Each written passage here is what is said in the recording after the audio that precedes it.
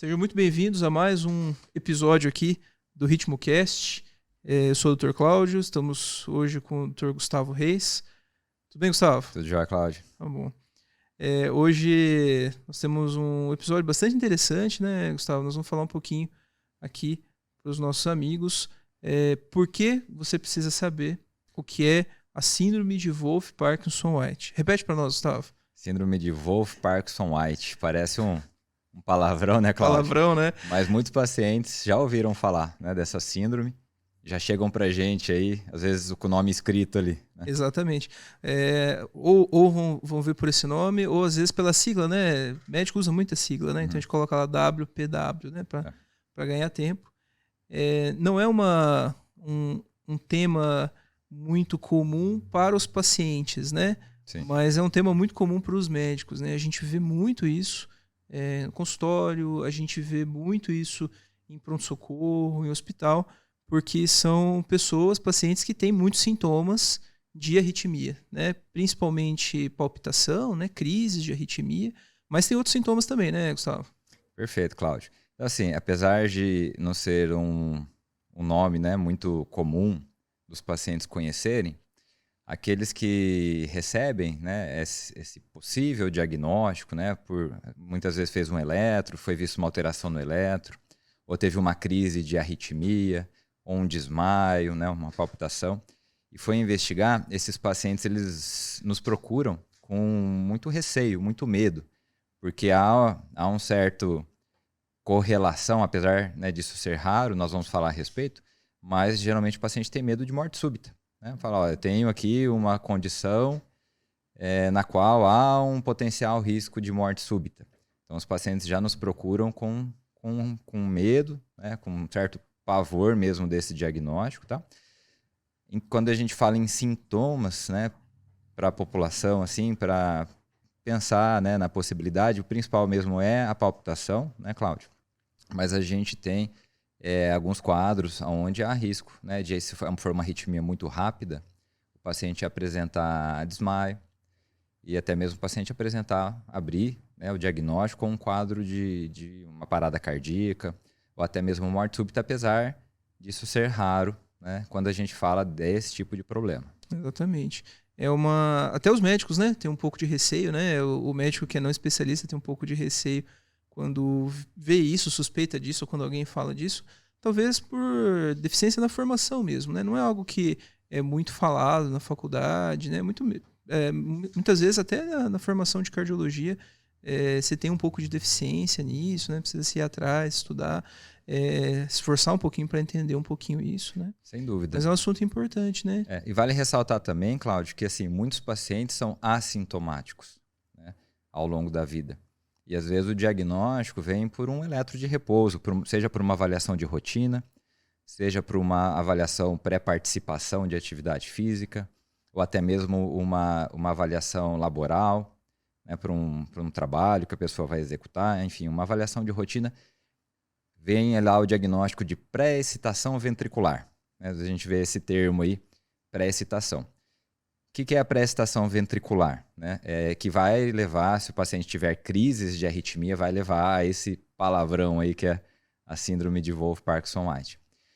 Então, é um problema, Cláudio, congênito, né? Na embriogênese, quando o coração está sendo formado. Né? Não é importante ressaltar para os pacientes que não é algo genético.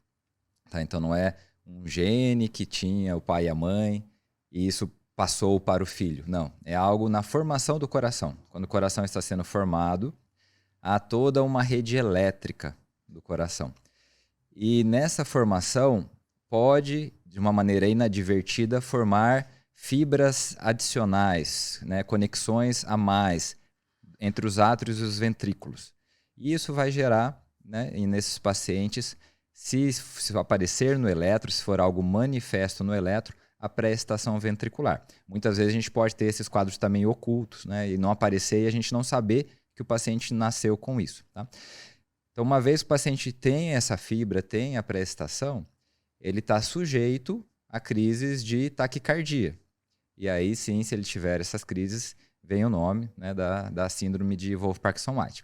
Então é uma situação onde a pessoa ela nasce com uma conexão elétrica extra no coração, né? Exatamente. Normalmente a gente tem uma conexão única, né, entre os átrios, né, que é a porção superior, com os ventrículos, que é a parte de baixo. Isso do ponto de vista elétrico, né? Isso. E para que ocorra um batimento cardíaco, o impulso elétrico ele precisa sair do átrio, percorrer a porção superior do circuito, entrar na conexão única e depois se espalhar para o ventrículo, e isso vai fazer o músculo contrair. E essas pessoas nascem com uma conexão a mais, né? E pode ter mais de uma? Pode ter várias. Inclusive, esses pacientes com várias conexões são pacientes de maior risco. Maior risco para arritmias graves e até para parada cardíaca e morte súbita. E por que tem esse nome esquisito aí, Gustavo? Explica pra gente aí. Primeiro, essa conexão, né, a mais aí, ela tem um nome chamado de feixe de Kent. Uhum. E os cientistas aí que descreveram, né, essa anomalia aí, as crises, né, eram esses colegas aí. Três pesquisadores, né, de maneira simultânea, mas não trabalhavam juntos, né? Eles descreveram ao mesmo tempo ali esse achado, né, no eletrocardiograma, e também a presença de sintomas, né? Correlacionaram isso com crises de arritmias, né, assim por diante. E tem uma questão também que não tem nenhuma relação com mal de Parkinson, né? Que é, né, a doença neurológica, que causa tremor, perfeito, alteração de movimento, né? Uma boa observação. Tem nada a ver com isso, nada a ver, né, com Parkinson, pessoal. Não tem absolutamente nada a ver. E só voltando no gancho ali de uma boa parte dos pacientes são assintomáticos, né? Se a gente for pensar ali em achados, né, de eletrocardiograma, num exame, como eu falei, de rotina, é uma taxa baixa de pacientes que são diagnosticados com esse problema, né? Então, assim, não é uma entidade comum. Nós vamos ter menos de 1% de pacientes, a taxa aí na verdade, 0,1% a 0,3%, sendo isso mais específico. Da população geral, da população, né, geral. Então, nós temos dois tipos de pessoas, né, Gustavo? A pessoa que tem sintoma, né? Uhum. E aí, tendo sintoma, ela vai procurar atendimento médico e em algum momento vai ser feito o eletrocardiograma e isso vai ser detectado. E tem também as pessoas que não têm absolutamente nenhum tipo de sintoma, né? E vão ter um diagnóstico incidental, por exemplo, num eletro para admissão para trabalho, numa consulta de rotina de um check-up, ou às vezes foi no hospital por outro motivo, né? Uma dor no joelho lá, alguém resolveu fazer um eletrocardiograma e encontrou esse achado que você mencionou, que é a prestação ventricular, né? Que é uma alteração ali no eletrocardiograma, né? Perfeito. E aí a gente, pensando, fiz esse diagnóstico, né? E agora? Né? Esse paciente, eu preciso tratar, ele vai ter algum risco? Né? Nós já vamos falar um pouco sobre o tratamento, mas de uma maneira geral é importante, né, as pessoas terem o conceito de que é uma arritmia de baixo risco de morte súbita. Tá? Mas ele existe e isso aí vai ser avaliado de algumas formas. Tá? Então, o que a pessoa, Gustavo, precisa pensar assim? Ela recebeu esse diagnóstico, tá? Independente dela ter sintomas ou não. Então, ela vai precisar procurar um cardiologista, né? Perfeito. O que ela precisa saber?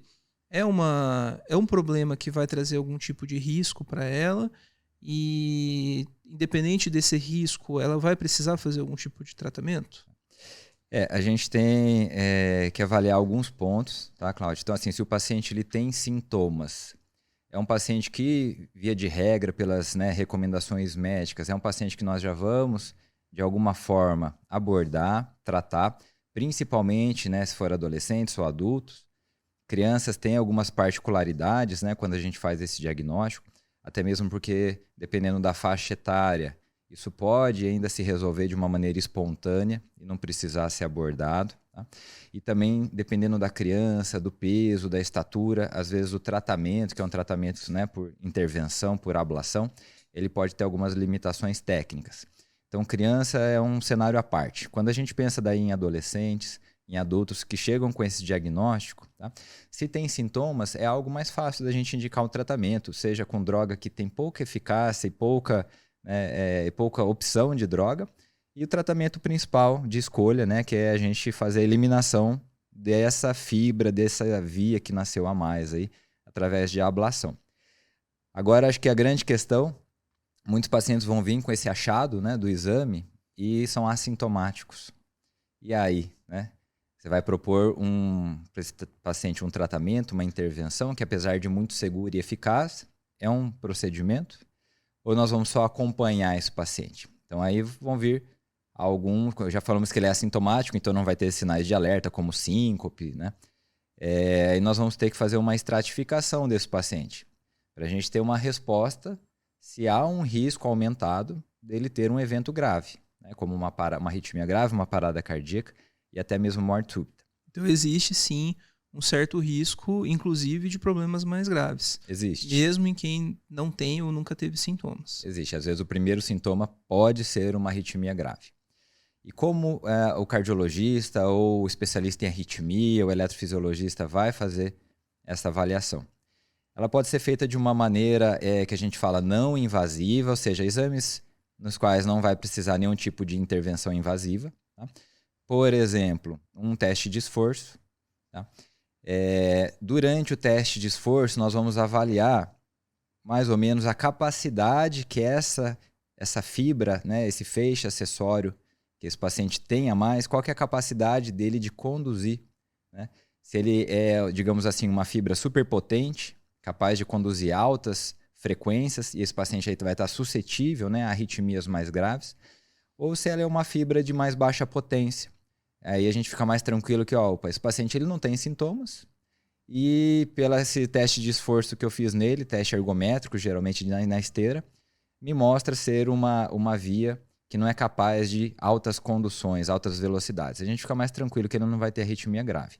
Aí esse paciente seria então um paciente que teria um baixo risco de ter algum tipo dessas arritmias mais graves, porque a fibra dele não consegue estimular, né, ou conduzir ali o impulso elétrico com uma velocidade mais elevada, e por isso o coração estaria protegido de algumas arritmias mais sérias. De arritmias graves, perfeito. E também o próprio eletro, às vezes, e o próprio Holter, que é aquele eletro, né, que a gente grava por 24 horas ou 48 horas, né, uma gravação mais prolongada, se a gente observa que a condução por essa via, por esse fiozinho ali que está a mais, se essa condução a gente fala que ela é do tipo intermitente, ou seja, tem momentos que passa por essa fibra, tem momentos que não passa por essa fibra. Isso também mostra para a gente tratar-se possivelmente de uma fibra de baixa capacidade para causar arritmias graves. Mais benigna, assim, entre aspas. Assim, né? Então, seria um exame simples, né, que pode fazer no cardiologista ou no eletrofisiologista,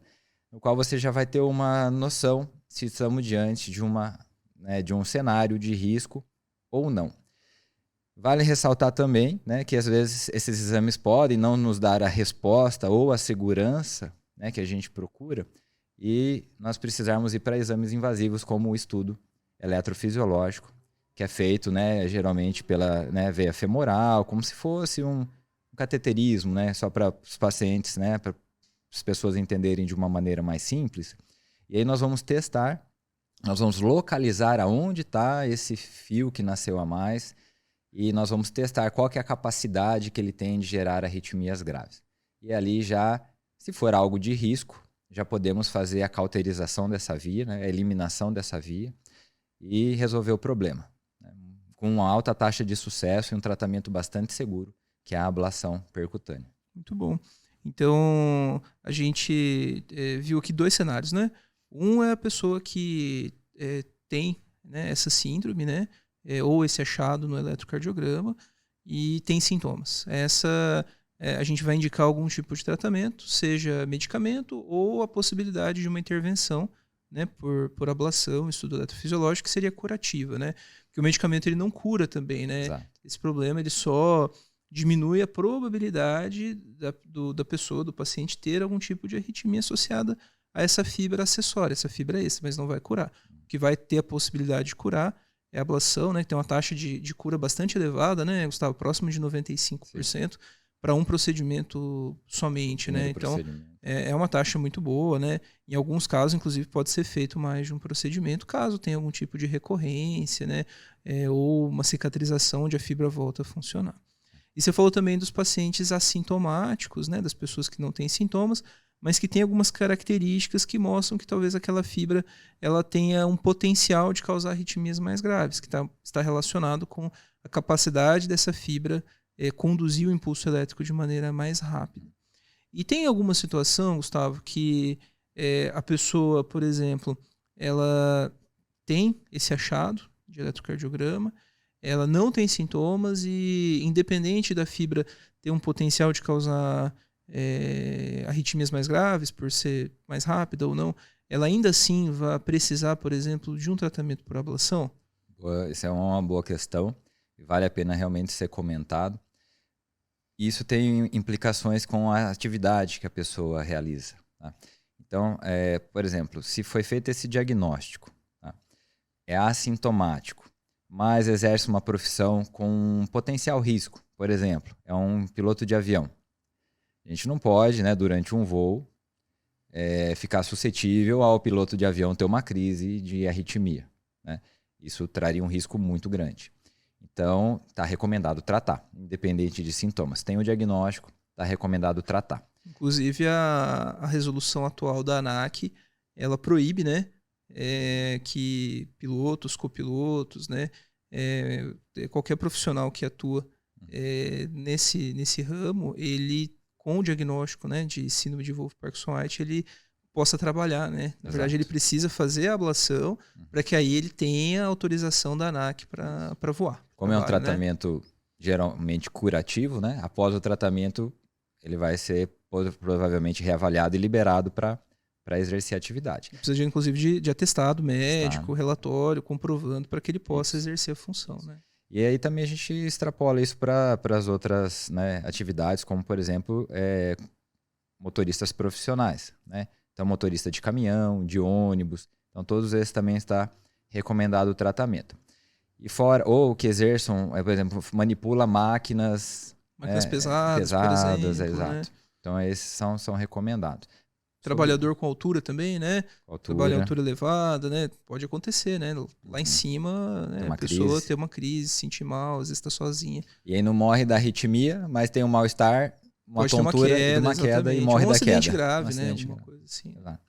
E também, fora do campo laboral, também não deixa de ser um trabalho para muitas pessoas, tem a parte, por exemplo, de atividade física, né? Se você tem um paciente que é atleta, ou às vezes não é atleta profissional, mas pratica atividade física de alta performance, também é recomendado fazer a ablação, porque durante a atividade física, né, se essa fibra for capaz de conduzir, né, altas frequências, a gente pode ter arritmias graves. E lembrar também que atletas, pessoas que praticam atividade física, né, em altos níveis, têm incidência maior de outras arritmias, como fibrilação atrial. Isso poderia ocasionar um quadro muito grave.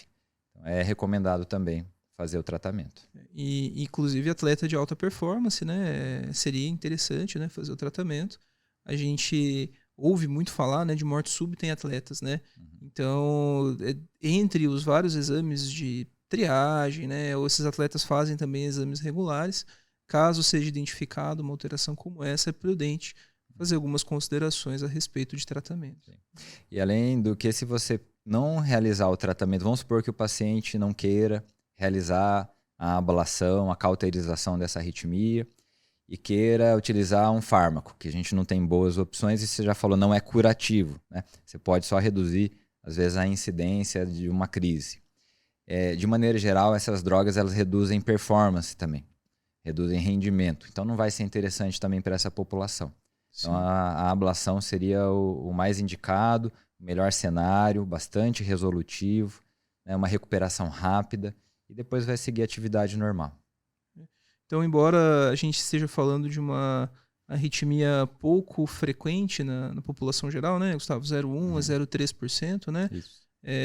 Não é tão infrequente assim nos consultórios médicos, né, e nas avaliações especialistas, porque é uma alteração fácil de ser identificada, né, no eletrocardiograma, por exemplo, ou quando a pessoa tem esse problema e ele é sintomático, ele costuma causar sintomas com bastante frequência. Então, esses pacientes eles vão acabar chegando e passando pelo médico, né?